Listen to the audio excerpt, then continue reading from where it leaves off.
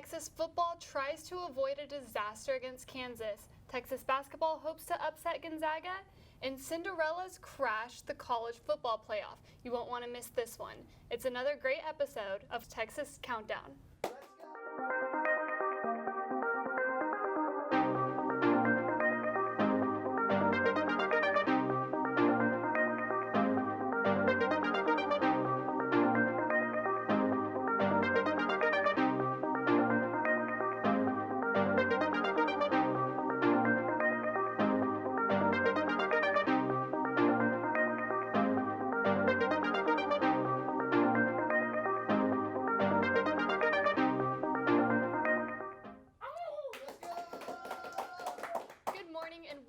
Texas Countdown. Today we have a great panel with us today. We have Toby Ughanze, Gabe Letcher, and Gueck. So guys, the first question I have for you guys, let's talk about some Texas football. The 4-1 Texas team that we saw at the beginning of October has basically disappeared. The Horns have lost 4 straight and are at risk of missing a bowl game. So how does Texas get their spark back this late in the season? Toby? Well, I think that Texas has to do what they were doing in the beginning of the season, which is running the ball. Texas has built an identity throughout the entire season, which is predicated on the run game. And since the OU game, the run game hasn't been as efficient. So I think they need to go back to that in order to go back to have that spark. All right, emphasize the running game. Gabe, what do you think? Do you agree with that? I definitely do. And to build on to the running game, what Texas really needs to do is focus on their defense. A good indicator for defense are sacks. Currently, Texas only has 14 on the season. Comparatively, Kansas, our opponent this week, has 8, and our rival Oklahoma has 30. So if we really want our run game to be effective, we also have to play good defense. Zach, give us your thoughts. I think it's a lot of things, but the biggest thing that Texas needs to do is listen to Coach Bo Davis, and they need to start playing, and they need to start caring. They need to start taking the game to heart. And something that my favorite running back in college right now, Damian Pierce from Florida, he said, because Florida's in a similar position, a powerhouse school at 4-5 on the season, he just said that what he does to motivate himself, to put on the pads and just play for the love of the game. That's what Texas needs to do. Playing for the love of the game, that is definitely important. So let's talk about coaching. Even if it's your first year, Texas fans always want to add a little bit of heat to the coaching staff. The last time Texas lost to Kansas, we know what happened to Charlie Strong. So if Sark does the same thing, does his seat get a little toasty? Toby? I don't think Sark's seat will get a little hot because it's his first season. You got to let the coaches be able to run his system, be able to do that. Because Texas has the highest dead money inside of has the highest dead money on the between any college football team, and so that's a problem. That means coaches are being recycled, and that's not a good thing. So you got to at least give him a few years before you can even can him. Zach, what do you think? Yeah, I think it's a little bit too early, although a loss to Kansas will look really, really bad. I just think that, you need to give him a little bit more time to get his recruits, and he needs to bring in some more players. Brennan Thompson's coming in, Xavier Worthy that he brought in, possibly Evan Stewart, Arch Manning. We're going to have Malik Murphy, or Texas is going to have Malik Murphy on the team. So I just think that you need to give him a little bit more time, probably 2 or 3 more years of bringing his own recruits in. So he needs more time, you're saying. Gabe, do you agree with that? Definitely. When it comes to recruiting coaches, Texas can't have a reputation of constantly having one coach in and one coach out. Because when you get that reputation, better coaches won't want to come in. And that means that we'll be replacing Sark with a coach that isn't as good, making us the college football equivalent of the New York Jets. Constantly switching coaches, none of which are good. Okay, you never want to be the college version of the New York Jets. So let's talk about Josh Moore. After a season that didn't meet expectations, and we all know that he had a verbal disagreement with Sark, Josh Moore has decided to skip downtown and enter the transfer portal. So even though Moore was a bit more streaky this season, the Texas wide receiver room is pretty empty. So Jordan Whittington is out for the rest of the year, leaving Marcus Washington and Xavier Worthy as the only players with really any meaningful experience. How does Texas fill this void? Gabe, what do you think? I mean, we're talking about a guy that's used to being the #1 option. We look at his 2020 season, we saw the numbers that he put up. We saw that he led the team in targets and receptions, and it makes sense that he's upset with his current role now as the 3rd option. But really what this is going to show is whether or not Texas has the next man up culture, and whether or not our recruiting classes have been deep enough for our receiver room to hold up even in the toughest of times. Zach, what are your thoughts? Yeah, I agree with him. The next man up mentality is going to be huge. With him leaving, I mean, although he wasn't the best pass catcher this season for us, the quarterback play didn't really help him. We got Texas has young players on the team. Kelvontae Dixon, 5-star Jatavion Sanders that we have not even seen at all this year. And then tight ends like Jared Wiley. He's a pretty good player. Texas can still spread the ball around to plenty of players. Okay, Toby, do you agree with them? Yeah, I agree with them, but Joshua Moore was an important player, but he wasn't something that could be replaced. I feel like if we got the ball more to our tight ends, like with Jared Wiley and Cade Brewer, they have displayed that they were able to catch the ball and be able to good run catchers. So I feel like if we, keep running the ball and able to throw it more to our tight ends and keep getting Xavier Worthy involved, because he's been a little bit quiet these past few weeks, then he'll be able to fill his void pretty easily.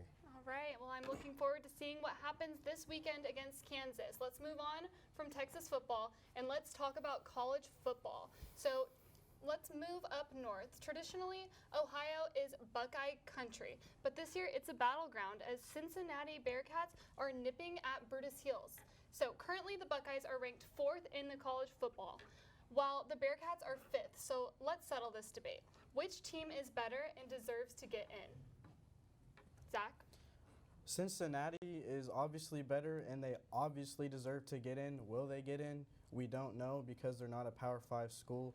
They do hold a win over Notre Dame, and Notre Dame is ranked number 7, so that's a pretty high win. Ohio State doesn't have a win that high, and Cincinnati's obviously undefeated, so they deserve it. All right, Toby, do you agree with that? I completely agree with that because I like the Cincinnati's more than the Buckeyes. Their defense is so lethal. It's so great. They're only holding players to opponents to 15 points per game. And with the Ohio State, they're really up there because, they have the prestige of being up there like that. But I feel like Cincinnati is a better team than Ohio State. All right, Cincinnati fans over here, what do you think? Unfortunately, I don't concur with my colleagues. I believe that Ohio's the better team, and I also believe that Cincinnati shouldn't get bonus points just because they're the smaller school. Okay, so some of us are talking about opportunities for the smaller schools, so let's start talking about Group of 5 schools. So, Group of 5 is a term that describes Division I teams that are at the same level as bigger programs, but don't necessarily have the same budget. So, for example, let's use UTSA and UT. So, this year, more than others, Group of 5s have been shining through. The Roadrunners and the Bearcats are both undefeated. 5 out of the 25 teams in the AP poll are from this Group of 5. Now, everyone focuses on the SEC and the Big Ten, but with these small teams thriving, what does this mean for the future of the sport? Gabe? I mean, I really appreciate that smaller teams are getting a chance now. There's diversity in who gets in and who doesn't. Whereas in previous years, certain teams, their seasons were over before they even started. So I think this is just a good thing for the sport. Right. Toby, do you agree with that? Is it a good thing for the sport? Yeah, I completely agree with that because the same 4 or 5 teams have been in the playoffs each year. And since we're having more competition among these college football teams, they're able to actually see maybe different teams potentially be inside there. Like we're seeing at Cincinnati is inside the top 4, potentially be able to go to the playoffs. So I feel like there's nothing other than greatness that can come out of this. Zach, what do you think? Yeah, I agree. I think it's a great thing for college football, and we already see some of these teams already moving up with Texas and OU going to the SEC. You already have UCF, Cincinnati, BYU, and Memphis going to the Big 12, which is raising their budgets and therefore raising their recruiting. So as good as they are right now, without all that, they're going to get even better. Guys, I'm with you guys. I'm super excited to see what happens with these Group of 5 teams and the underdogs. So when we come back, Chris Beard tries to crack the code and beat the best team in the country. Let's see if he can do it.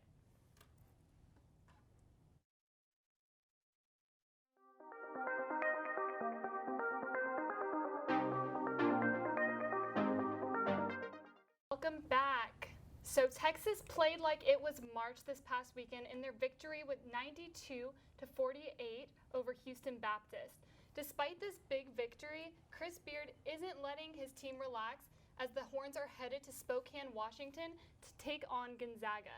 The Bulldogs won 31 games last season and were only 1 win away from a perfect season. But Texas is a good team, but they're still growing. How do they beat a team like this? Well, Texas is going to have to play very good down low because Gonzaga is a way bigger team than Texas. Gonzaga has 9 players that are 6'7" or taller, so they're going to try to bully Texas down low, try to get in the paint, and Texas is just going to have to rebound. That's what they're going to have to do. Gabe, what are your thoughts? Well, really what we need to do is just force Gonzaga to shoot the three. Because they're such a big team, their ability to shoot the three is quite limiting, shooting a measly 28.6% from deep. So if we can keep them out of the paint and force them to shoot jumpers, since we are a good three-point shooting team ourselves, we'll be able to win the game quite easily. Toby? Yeah, I completely agree with both of my companions over there because Texas is a team that is not as big as Gonzaga. They just got freshman Chet Holmgren from high school and everything, and they're able to get to the paint at will. Texas needs to get Gonzaga out the paint, and they need to be able to force them out. All right, so a big storyline heading into this season were the transfers. So we have Marcus Carr balled in game 1 along with Trey Mitchell. One player usually breaks through, so who does this need to be? Gabe, what do you think? Marcus just passes the eye test. He's an unselfish yet aggressive guard that can do it all offensively. If you look at his step-back game, it's truly ridiculous, and I believe that he can lead this team to great success. All right, Toby, do you agree? Is it Carr that needs to step up? Carr needs to step up, but I'm looking at my eyes something else with junior transfer Trey Mitchell. Trey Mitchell just came from UMass, and he was the Atlantic 12 Rookie of the Year. And in order for Texas to be great, he needs to step up because they just lost Kai Jones and Greg Brown to the NBA draft. So the big man department is sort of lacking there. So in order for Texas to be successful, he needs to step up. All right. Zach, are you thinking Carr, Mitchell? What are your thoughts? Maybe someone else? Originally, I was going to agree and say Trey Mitchell, but I changed my mind. I think Dylan DeSue is going to be very big for Texas this year. He's injured right now. He hasn't played yet, but he led the SEC in rebounds last year, and rebounding is something that Texas is going to need help with, losing Jericho and Kai to the NBA draft. I mean, you talk about that guy. Marcus is that guy. Okay. All right, so now Texas did look great in game 1, but I think a concern that we all saw in past years was free throw shooting. So while it didn't bite them, they did shoot under 70% from the line. This will improve with practice, but what do you guys think Texas needs to do to work around this? Toby? I know this sounds like a very simple answer. I feel like it's just to shoot more free throws because if you show teams that you're not afraid to get to the paint and keep shooting the free throws, then they're going to just keep fouling. You're going to keep doing it. And plus, if you just hit more free throws or you attempt more free throws, you're going to be able to just get more points from the free throw line. That's just simple math, you know. Practice makes perfect. That's true. Zach, what are your thoughts? Yeah, I think Texas is going to have to just knock down shots on the court so then they could get in a rhythm so then they can knock them down from the free throw line. That's what I think they need to do. All right, and what are your thoughts? Texas can't be scared. If you're scared to get to the basket, it changes your whole offense and makes you less efficient. If Texas wants to succeed, they just have to keep going to the rim and keep trying to make as many free throws as possible. All right. That's enough about Texas basketball. Now let's move on to college basketball. Okay, so we know that for the past decade, preseason previews have been plastered with freshmen like Zion Williamson and Anthony Davis, who immediately enter the NBA after their first year. But college sports are changing with NIL and the transfer portal, which means one-and-dones may start to slow down. What are y'all's thoughts on how this could change things? Gabe? I think it's unfortunate. I believe the one-and-done program forces colleges to put their best foot forward. Far too often we focus on the athletes leaving, the athletes choosing to leave the school, but instead emphasis should be placed on the colleges and the development programs that they have and the incentives they give athletes to stay. All right, Toby, do you agree with that? I just don't think that the NIL rules will just eliminate run and dones because players, their dreams aren't to become college basketball players. It's to become NBA players, you know? So in order for that to be the case, they need to just leave afterwards. So even though it is nice that they're making their money, I don't think that this will eliminate the one and done rule. Zach, do you agree? Is one and done not over with yet? It is not over and done with yet. The incentives in college are going to be nowhere near the incentives in the NBA. Just think about it. If you're good enough to be in the NBA and be a millionaire and be a celebrity right now, would you want to stay in college? No, you don't want to be in school. You want to go play basketball for a living and be a celebrity. So I don't think that the NIL rule is going to change that. Yeah, I don't know about you guys, but I am excited to see how this changes things and if it does at all. Okay, so I think that it might be a little early for Final Four predictions, Just a little. but you think so? Maybe just a little. I don't know. All right, well, we're going to go for it. So let's start talking some March Madness. What are your Final Four predictions? I'm going to go with Gonzaga. I think Chet Holmgren and Andrew Nembhard are two very good players. I think they're going to lead them. Texas, got to go with my team, got to go with Texas. I think Texas is going to figure out the chemistry. Chris Beard is so good of a coach. He's going to be able to figure out everything throughout the season. Kansas, another Big 12 team, they're going to make it. Ochai Agbaji, he's a really good player. I think he's going to lead them to the Final Four. And then Duke, Paulo Banchero, he's going to be a #1 pick in the NBA draft. That's my Final Four. All right, Toby, what is your predictions? I have very similar predictions to him. I have Duke because, it's Coach K's last year. I feel like his players are going to be more motivated, energized, and want to give him something, the Final Four. And then also I have Gonzaga. Gonzaga has looked so great with Chet Holmgren, like he said. He's looked like a great player. He's going to be probably a top 3 pick in this draft. I have the reigning national champions in Baylor, where you got to give them respect. I think they're going to be able to go there. And I'm going with an underrated one with Texas. Even though they are pretty good, it is a new team, a whole bunch of new faces, and a new head coach. But I still feel like Texas will probably be able to make it to the Final Four. All right, Gabe, what do you think? It's really early, so I base my predictions off of recruiting classes and who did a good job this year. Kentucky has 2 in the top 20. Memphis had 2 in the top 10, which is really impressive. They might actually do damage this year. Duke, as always, Coach K, it's his farewell season, so the players are going to go extra hard.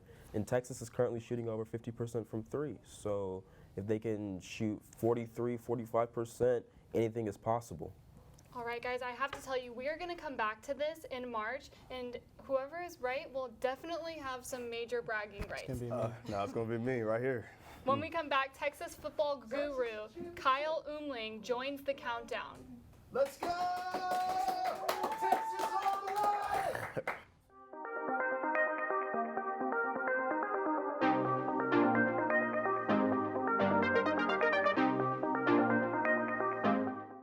Welcome back to Texas Countdown. Toby had to leave for an emergency, but there is 3 of us here and the show will go on. We are excited to announce that we are joined by Mr. Stats himself, Kyle Umlang. Thank you for being here. Great to be here. First off, tell us a little bit about yourself. I am a alum of Texas. I went there during the golden years. I saw Vince Young win the national championship. Graduated right as Colt McCoy was getting a chance to also win one. And then, I've been working since in all sorts of various fields involving analytics and data science. And I love everything about Texas, and I try and support Texas athletics as much as possible on Twitter. I think we all are a little bit jealous of the time that you got to experience here, but that's all right. So how did you start talking about Texas and college football? I got my master's from Syracuse in applied data science. And for one of my classes, we had to learn Tableau, which is a data visualization software. And someone suggested I start posting it on Twitter because there's a community out there that will help you if you have questions or just will help promote your stuff to get you more engagement with that kind of stuff. So I started doing that. And then I posted a college football graphic and it went viral. Sam Ellinger retweeted it. And I was like, okay, I'm not going to do anything but college football stuff because that's what people care about on Twitter. So that's how I got into it. And then I haven't really stopped since. And that was in 2019. So this is my 3rd season of following like Texas sports. I'm glad to hear that you're so passionate about it. When did your Twitter start to grow in popularity? I didn't know I was like Twitter famous until one day in 2019, my wife was like, are you on Twitter a bunch? And I was like, I mean, not a bunch. She goes, I was like, why? And she goes, one of my brother's friends said he loves you. And I was like, oh, cool. I had no idea who that was. And she didn't even know I was on Twitter.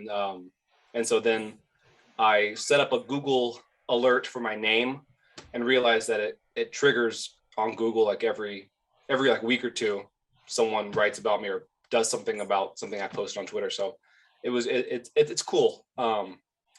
I have I mean, I've met a bunch of cool people on it. It's helped me get on radio shows, television shows, a bunch of podcasts. I've even started my own podcast because of it. I really do enjoy it, and I'm in the sweet spot where I'm popular enough that people know my name, but also not popular enough so that when I'm walking around in real life, no one would ever notice me. So it's perfect. So Kyle, what is your book about, and why did you decide to write a book? It's called 101 Aggie Facts, things every Longhorn should know. And it's just that. It's factual statistics about Texas A&M, and it paints it in like a negative light. So it kind of pokes fun at Aggies. Back in the day, they used to have like 101 Aggie joke books. And so this is kind of like a play on that, but like it's like an Aggie joke book for like the modern man, the nerd in you would really enjoy something like this.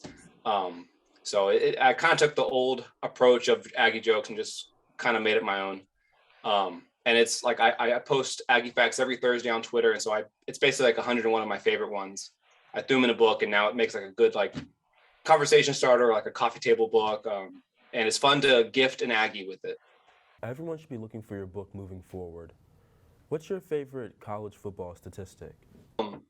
I want to say it's hard to find a favorite, but one of my best ones that's come out in the last like 6 months was no Texas A&M head coach has won as many bowl games in their entire career with the Aggies as Tom Herman did with the University of Texas. And he was fired by the Longhorns for underperforming. Would you like to poke a little bit of fun at Texas A&M? Can you please expand on this a little bit? My dad is also an Aggie, and so is my younger brother. And so my other brother is a Longhorn, so on Thanksgiving we should like watch the game or go to the game all together.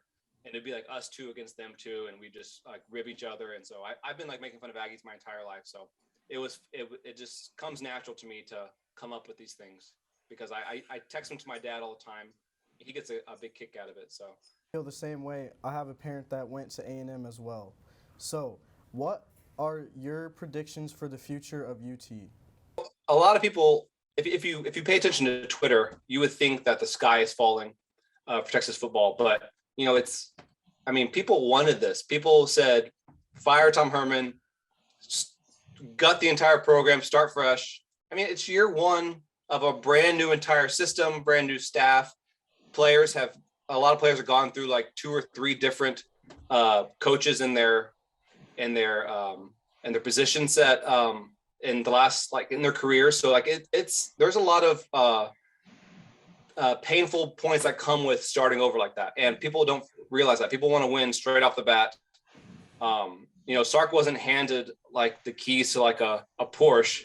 He was handed the keys to like a great car that runs well, breaks down every now and then. He has to maintain it, but I think he's doing an okay job. These players aren't his players that he handpicked. Next year we should see some improvement. We have a lot of new players hopefully coming in that are all Sark's guys, and I think they'll perform much better than we did this year. Just people need to relax, enjoy the flow. You can't get a 12-win program the first year with a brand new entire everything. So it takes time, and I'm not really that concerned. I've seen our explosive offense when it wants to be explosive.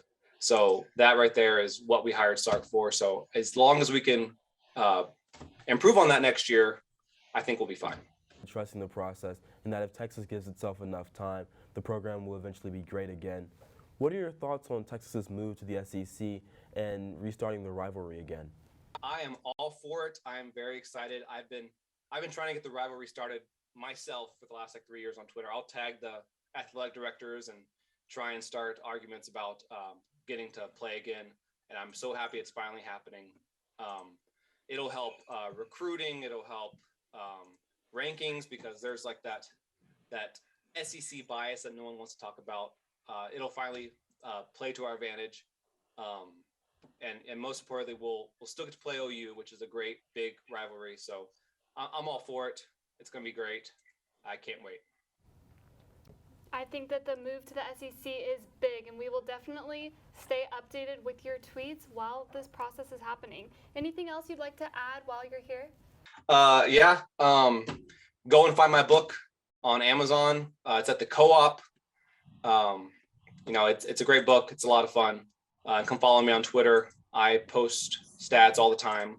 And if you ever have a question, I like to help out people. Like, a lot of people are getting into analytics and they'll ask me questions. If you ever need anything, just don't be afraid to shoot me a DM. I will always answer it and help out if you need anything.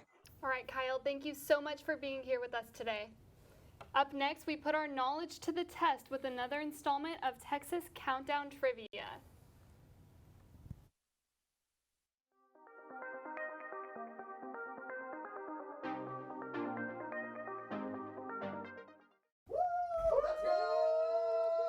All right, it's time to see who really knows their college sports on the trivia segment of Texas Countdown.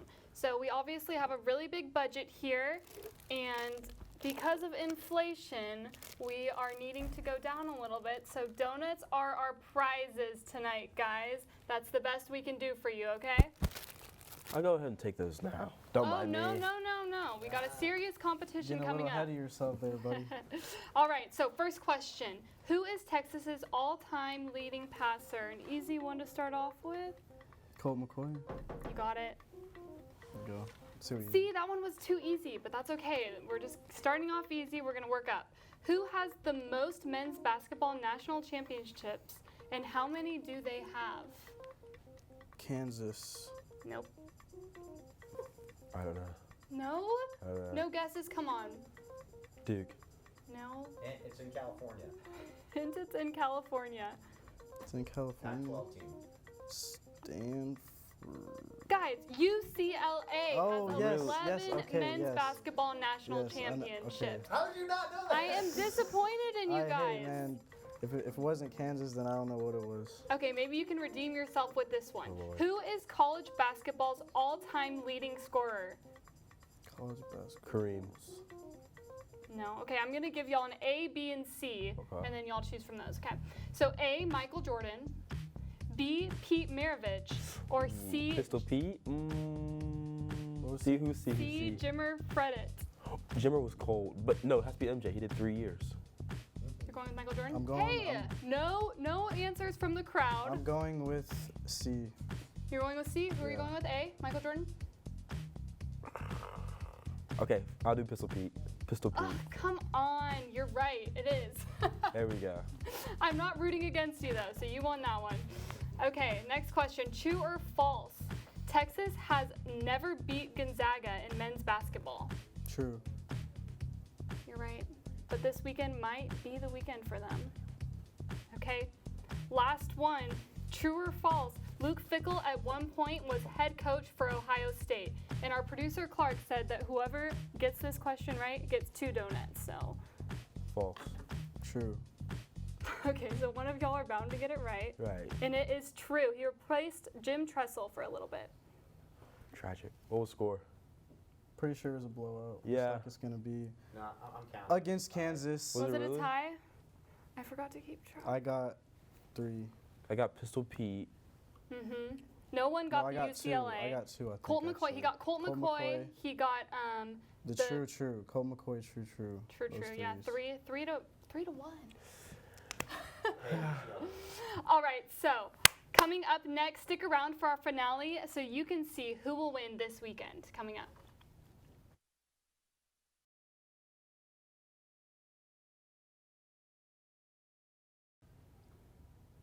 All right, we're going to roll through some picks for this weekend. First one is Ohio State versus Purdue. Gabe, what are your thoughts?